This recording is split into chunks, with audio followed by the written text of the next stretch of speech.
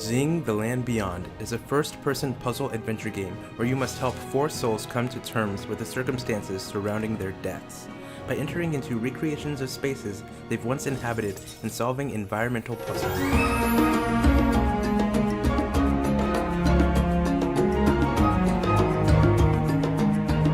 It amazes me that White Lotus Interactive, a three-person development team, managed to create a AAA-looking game. Xing distinguishes itself from similar style games through its art direction. It's not the only game with breezy grass or swaying palm trees, but it's the way the skies are painted and the scenes are lit to evoke a constant dreamlike wonder. It's the way boulders glisten where the translucent waters kiss them, and how the water itself dances and reflects sunlight. Xing's musical accompaniment is confident. It's unapologetically bombastic during important moments, and soft and serene during normal exploration. Equally as powerful are the occasional moments when the music fades away and the player is left with the sounds of the natural land, from chirping crickets to the ocean breeze. Oh, and did I mention there's also a game in here too? Each level introduces elemental switches that must be toggled on and off to complete puzzles. For instance, the first world has you swapping between day and night, while the second uses rain to modify the water levels in the environment. As the game progresses, these gameplay mechanics are combined in some truly inventive ways that require you to call upon every lesson learned from previous puzzles. For those who rise to the challenge, optional golden collectibles littered throughout each course gain you access to a secret garden featuring side stories and new locales to explore.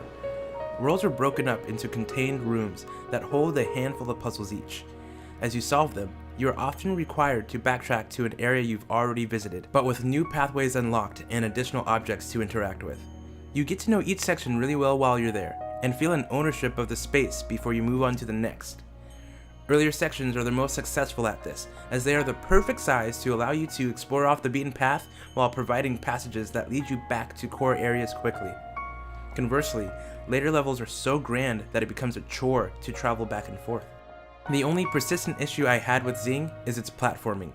Jumping in the game is stiff and doesn't propel you upward or forward in any significant way. At its most forgivable, I struggled to climb on a rock every so often. But at its most troublesome, my progress was impeded by continually missing short jumps that should have been easy to clear.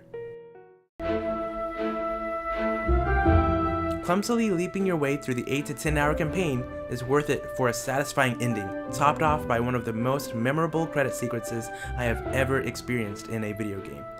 Perhaps Xing: The Land Beyond's biggest accomplishment is how 3 people were able to make a game that feels grander and more polished than what studios with 10 times the money and manpower can produce. Xing's biggest problems are forgivable, if not forgettable, in light of all that it does right. The swelling music, the breathtaking art direction, the thoughtful story, and of course the challenging puzzles are woven together beautifully in a compact experience that offers plenty more beyond the initial playthrough. I have a lot more to say about Xing: The Land Beyond. To learn more about the story, the user interface, and some of the game's other problems, check out my full review on topshelfgaming.net.